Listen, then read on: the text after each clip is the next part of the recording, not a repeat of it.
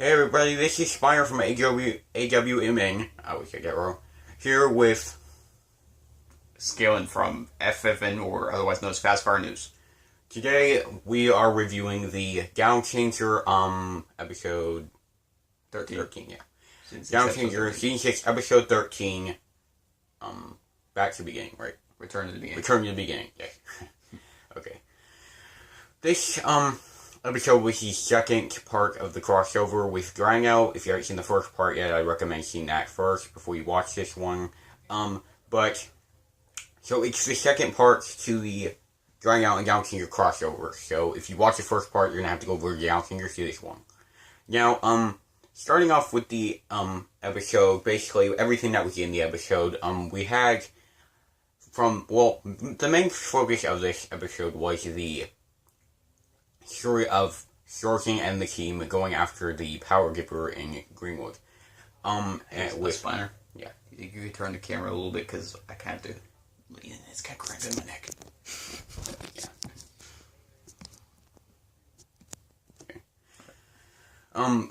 The Sorkin and the team trying to get the Power Giver in Greenwood, and we got a little bit also of Silent Agent's campaigns as they discussed the previous attack from Skullfang against Gown Changer.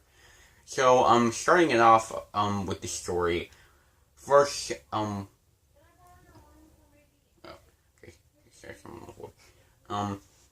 so first off, we had, let me see, I'm trying to figure out where I want to start. Yeah, I don't want to start with the, for the Power Giver, but, I'll probably do the campaign thing first. That wasn't what happened first, but it was really kind of the smaller thing to it, so I'll probably talk about this first. We had the, campaign, discussion with, Xiling and Zink, both talking about the previous attack from Skullfang and Skullfang with the Gown Changer. So, this was another, moment in the series where we had Xiling using the events of time to his advantage. And even this time, he was using what he actually caused himself as a way to bring down Zink's campaign once again. Kind of like he's been doing throughout the previous episodes. So, I think actually think that was a pretty good way to do that. With him using basically himself, without anybody else knowing, using himself as a way to cover up the fact that basically that the Gown Changer's everything's fitting to what he's wanting, and that basically he just can use himself for it. And nobody's gonna know because nobody knows that he really is Skullfang. So, it's like, basically he can use himself to show what he's meaning, but nobody will know. So it just works in his advantage. And I thought that was actually pretty clever.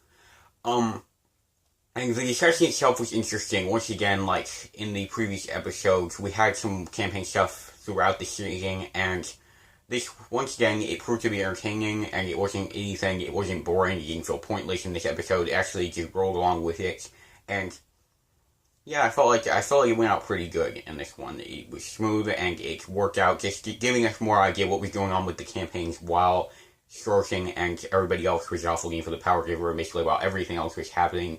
It just gave us a little bit of the campaigns too, so we knew what was happening from that point.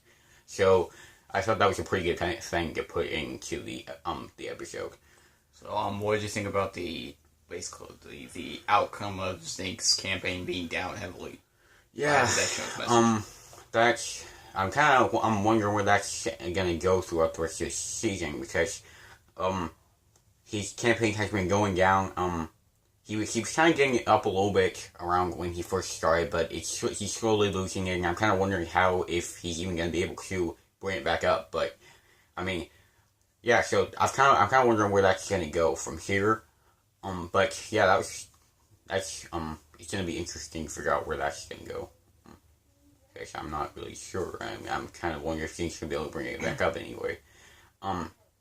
But yeah. Overall, the whole campaign talk about the attack and everything, it was once again another interesting set of moments we got with Silent and Zink with their campaigns discussing something on their opposite sides.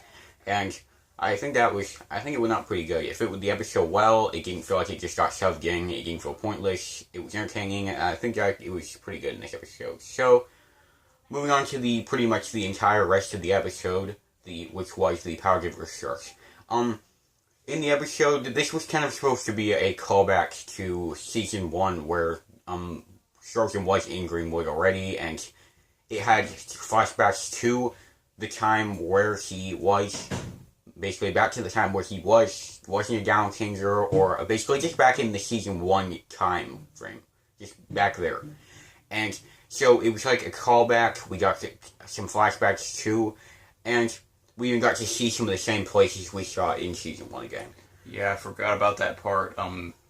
The joke Shark made about them. Remember, I think Sheldon was saying that they could like fly there and it'd be faster, and Shark was saying he wanted to take that bus because the bus. Yes, I remember they even got the same bus from season 1. That was pretty cool. But we also got to see some lots of nostalgia jokes. Yeah, it was. We in the episode we also got to see a lot of familiar faces from previous seasons, such as Nero. Was there any more? Was it just Nero, or did we get any more? The team consisted of Nero, Mr. Fronon, and the trio. I think that was all. Besides Well, we did get to see Farnon working with the team again, and we got Nero, who hadn't been. Oh yeah, and Darsic, he came in this too, but he's been in the show, so. But we got to see Farnon helping the team again, like he did in the past, and we also got to see Nero make a return to the show. So that was pretty cool to see them again. It's been a while since we had seen Nero before now. I can't really recall the last time. What was the last episode we did see him in? Quite a few episodes back. I think it was like the 8th one. I think. Yeah, I was thinking it's like when they helped it. When I think it was the very first Deschner episode. That was the last one they ran. Yeah, so it's been a while since we've seen Nero in the show, so it's pretty cool to see him come back for this one, especially since this was supposed to be a callback, and he was, in season 1, he was the cameraman guy who was helping them out, so it was basically kind of like bringing back the team together in the present day, so I felt like that was pretty cool. But the show itself, the moments we got, the start were good, for how they usually are, where the team is discussing their plans, what their next move's going to be. That ran out pretty well. Everything seemed like it went pretty good right there. And basically the entrance to the cave, it had a lot of fun to it. It was a callback. It had a lot of callbacks to the first season, and it we just got to see a lot of things we saw last time, and it was just like a revisit to the same place all of us fans knew from the older seasons, and it just brought back the feeling of what you like. It made you realize like everything. It made you think about everything. You just had all the memories of the past, and that was pretty cool because it made me remember everything that has happened up to this point in the show. So yeah, that reminds me. What did you think of the flashbacks? Yeah, to season 1, yeah. We saw them, remember, in the bus, and then we even saw when Charles went to the cave, and we saw the Badger thing again and all that. Yeah, that was cool. It was cool to actually get to see that again, because I actually haven't seen that in a while. When Sorkin first entered the cave, because I haven't been back to season 1 yet. So it was pretty cool to see it again this episode. It just brought back more memories. It was kind of funny seeing Sharvik and Darsic, basically. Yeah, I was seeing that where they were kind of against Sorkin. Yeah. That was funny to see again, because Sharvik and Darsic are kind of with Sorkin now, so it's kind of strange to see them like separate and acting like Sorkin's a nerd and everything. How school was originally for Sorkin. So that was pretty cool to get to see you guys. Well, I mean, there was a lot of callbacks and flashbacks and just a lot to show what has happened in the past and how much it's changed, and like basically just what is still there, what's changed, and just it gave you some memories of like just the show. It's hard to put into words, but if you see the episode, yeah, kind of like that, yeah. Yeah, it was kind of just like nostalgia. But it was pretty cool to get to see all this stuff again. With the flashbacks and the combination of the search through the cave and them seeing all the things they remembered from before. It brought back a feel of the older season, and that was cool in the episode. Especially with the a lot of the, as I said, it was fun. It also brought back with a lot of the humor we got with the jokes and stuff, like when Blackstone threw the spider at Sharvik. That was kind of like the feel of with the older seasons, and just a lot of the jokes were really funny, and helped to bring back the feel of the older seasons. So that was just all pretty cool, and the cave, going through the cave, and them seeing all the things that brought back memories. It was really cool and neat how they put it together, and I really liked having the chance to go back to the season with being in a new season, and just being able to take in the same feel again, bring it back, so it's just returned again, and you can see it again. See how far we've come. And yeah, see how far we come, and just know just realize how much it's changed over time, how much things have changed for George and his team, and I just thought that was pretty cool. It was just neat how it was put together, and I liked being able to go back and see it again. So they get to the Earthling cave. Let's talk about Dino now. Yeah, I was going to say that. Probably should bring up Dino, so. Alright, so, well, let me know first, how did you feel about Dino's introduction in the episode? The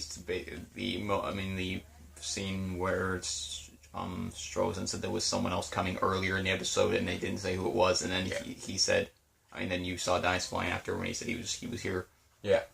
Yeah, it was pretty cool to see Dino coming to the episode, because it was, in the last part of the crossover, they were fighting and stuff. We only got to see them actually getting along for a few moments, so it was kind of like everyone was getting excited for when Dino arrived, because it was going to bring the two together again. They were not going to be fighting each other and brawling this time in a Darker Tongue episode, but they were going to be coming together to help each other out and try to find the Power Giver. So yeah, it's pretty cool. So yeah, I had heard I heard from somewhere, that Dragus Raven's original intention was for Dino to show up during the battle at the end, which I'll save for later. Yeah, I thought I heard something about that. But apparently they changed it because Dragus Raven decided he wanted more of, after the battle, he wanted more of an episode where Dice and Strozen kind of work together. Yeah. And so judging from that, I think that it was really cool having those two come together this time in more of a lighter. I definitely think also that Dragus Raven made the right choice with that. Yeah. Instead of just taking him into the fight to be in there for just a few minutes to battle and kind of just leave towards the end, we got some time for the two guys to talk and get to know each other more, like the scene where they were talking about that Strozen told him, was talking to Giants about this being the place that he turned into a Galaxy Drag and stuff. We got to see the two get along and interact and stuff, and it was pretty cool. Yeah, so as for my opinion on it, I can say now this was more of an introduction to basically the team, hopefully friendship bond the two are eventually going to have. I wouldn't say this was the episode where we saw them working together and everything. It was more of a Dino Changer episode, which Ryan now added in and kind of going along with the team than Strozen and Dino's episode. But it was really cool having an introduction to the two characters working together and being a team. And I think, as I said before, in I think the last review we did, they have kind of a super smile and super heroes. Yeah. Like, kind of, they just work like that, those two superheroes together. So it was cool having them together and getting an idea of, and like kind of building their friendship a little bit in this episode, and seeing them interact. And especially, one of my favorite things was seeing Dino interacting with the rest of the team, period. I liked the part where, I thought it was, I liked it kind of how Blackstone and Sharvik were not really too trusting of Dino when he first came. You remember that when he showed up and they were saying like, "Are you sure we could trust him, Sheldon?" because that made it feel more realistic to me than just automatically thinking, yeah, he's a friend now. Yeah, because they weren't there really during the battle, so they don't entirely know everything that went on, so it makes sense. That was pretty good, too. And how they kind of grew to trust Dice a little more throughout the episode and towards the end. And, so I thought it was really cool how just Dice interacted with the team. He didn't get quite as much as he maybe could have, but, I mean, there was a lot going on, a lot of characters who were trying to get screen time here, so, I mean, they couldn't put Dice in probably as much as they wanted to, but, yeah, it was just cool seeing Dice's chemistry with the team, I could say. That was one of my favorite things, seeing Dice interact with the team and with Chosen and them kind of building the bond a little bit. And, yeah, so that's kind of my opinion on the inclusion of Dice in this episode. Yeah, it was pretty cool to actually see the two. So, I think I've pretty much covered the story here, besides for the battle scene, which I'll probably talk about when I talk about, well, the battle scene. Yeah. That's the only battle scene I like. Have you talked about the end yet, or is that something you're going to do later? I mean... Oh, yeah, I'll probably do that around the end. Yeah, that's what I was thinking. I just wasn't sure if you'd done it already. Alright, well, then, let's talk about the acting real quick. Yeah, that's typically what I'm going to next. So, the acting in the episode was, especially with some of the, were all the flashbacks taken from the older episodes? They took the, flashbacks that you saw. If you remember, they took those parts and they put them in there. The episode, I mean, the scenes you remember, like, for example, the Earthling talking to Strozen, that was taken from the old episode. But other parts, if you noticed there was some new footage added in. Yeah, I think the scene with the Bachelor was extended a little bit, and the school, when they were getting into the bus and everything, that was extended a little bit, so there was some added stuff to it. Yeah, I think Strozen did a good job at bringing back... still remained to be able to act like his character from the first season. He did a really good job with being able to do that. And just the rest of it, his interactions with the team and everything else. The team itself, Sharvik, he was still funny, he was the character he's always supposed to be. Blackstone was the tougher, more serious, but he still had his more, I'm trying to figure out a word to this, his more, I want to say friendly, but okay, well, he's kind of more, team-friendly side, with Starvik and Strogan, and like with the spider scene, as I brought up before. All the characters, they were the characters they have been in Season 6, but they brought back more of their Season 1 traits, more of what they had in Season 1. And, I mean, that pretty much goes for everybody who was there. I mean, we had, Farnon and Starkick and Strogan, Starvik, Blackstone, all of them, they all seemed to bring back their characters. And it made it feel like the old season again. And that, they really deserve some credit for that, because that was, they did a really good job at giving the fans a chance to go back to the old times of the show and just get to experience the feel again. And having Dice there was kind of like the cherry on top. Yeah, so just a little bonus with Dice coming in, and I was him later, because he did come in later into the episode. Just adding them in was just a little extra boost we got. I think Larson came at the same time as Dice. Yeah, I was thinking that. Yeah, he flew in and Larson flew in with him. Yeah, Larson and Starvik are some really good ones. Oh, yeah. They're a really great duo of friends. Yeah, let's talk about that real quick. There was a lot of good stuff between Larson and Jarvik. The two are just a really good pair of friends. I mean, there was the aftermath of the battles. Yeah, and that was really funny. The things where I he was going to die, and Jarvik was telling him not to, and everybody's like, just stop. And the thing where they were like hugging and stuff like that. Yeah, Jarvik and Larson had a lot of good moments. They just make a really good pair. When you're working together, it's just I would just like to see an episode fully devoted to Starvik and Larson. I mean, they're really funny together, working together, and it's just really entertaining always watching them. Maybe sometimes we can get like a short, like 5 episode spin-off short thing. Yeah, with like Larson that'd be pretty cool. So if you're Raven Carter saying you're watching this, keep that in mind, because I'm sure the fans will like it. I definitely will, and I'm sure Steven would too.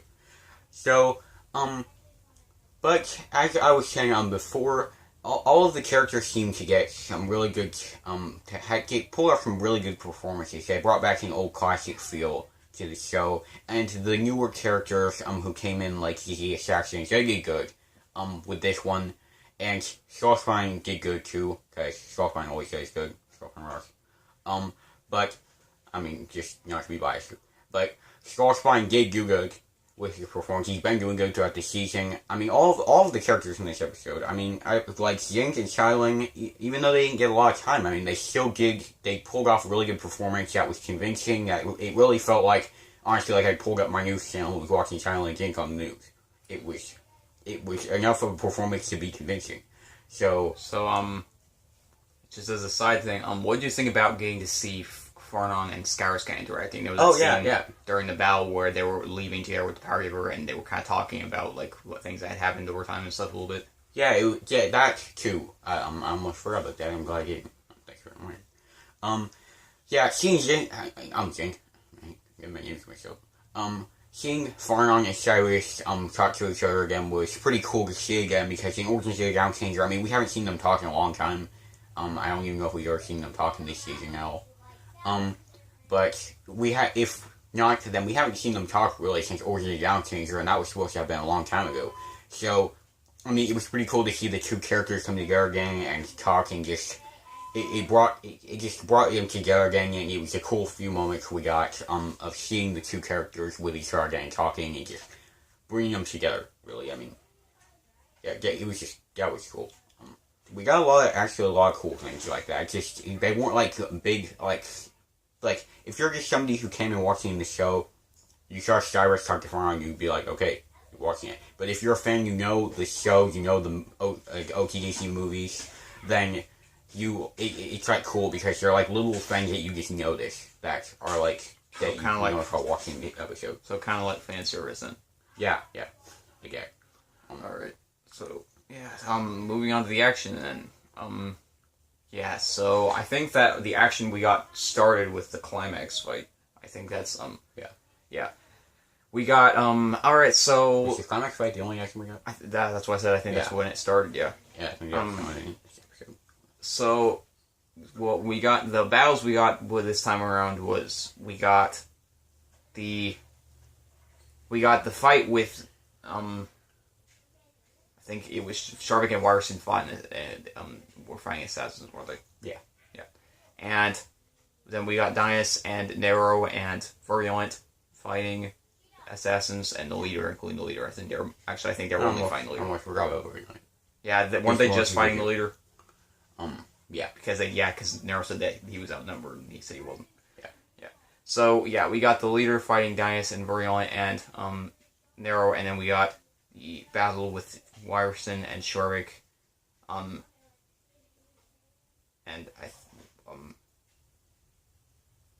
Blackstone too.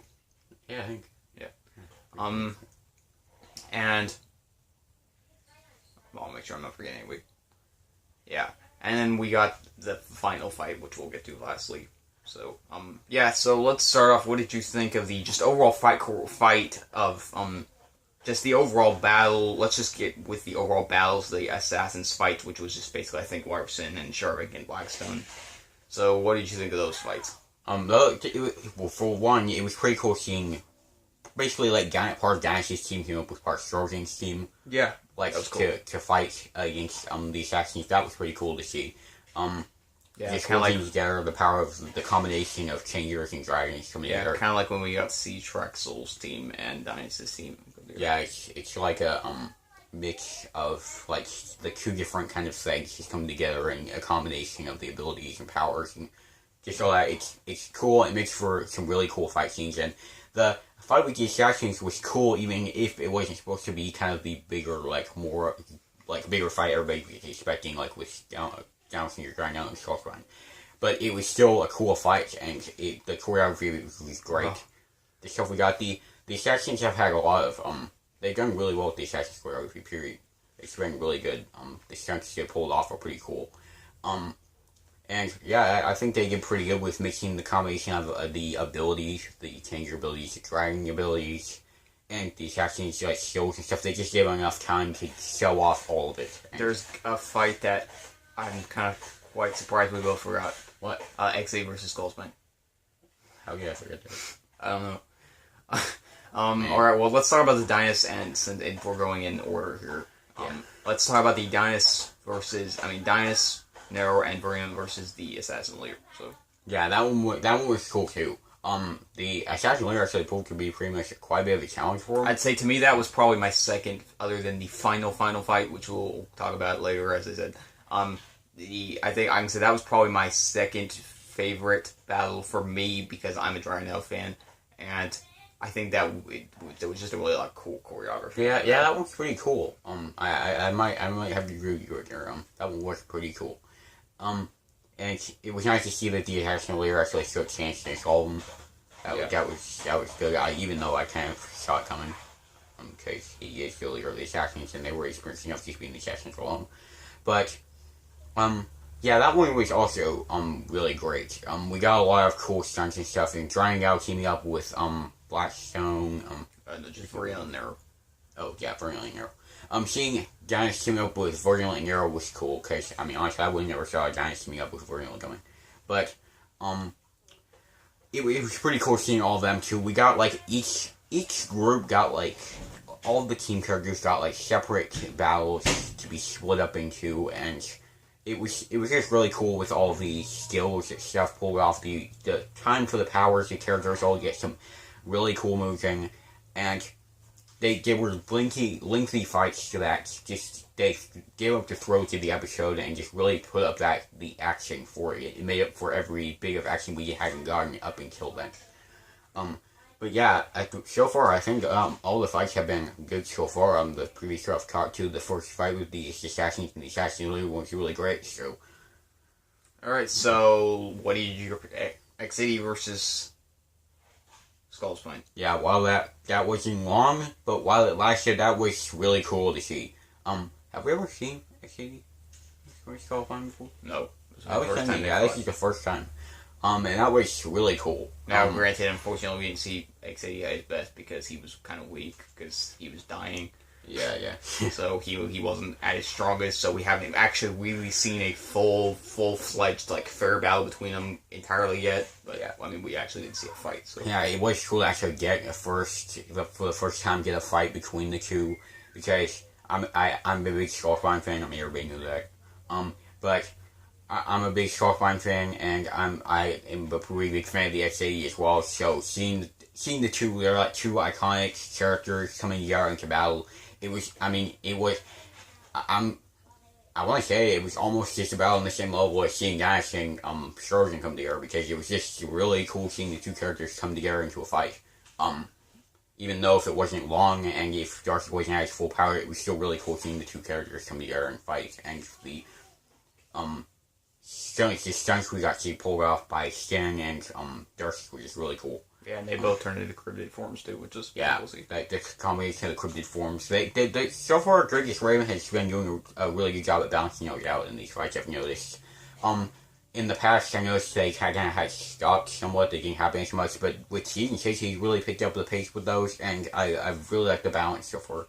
And that's been really good again, especially in this episode. So, what did you think of the moment before? After that fight happened, the moment where basically Darcy told Strozen that he wasn't going to be able to be saved, and he told him what happened to his mother and everything. How did you think of that? What did you think of that moment? Yeah, that was really good.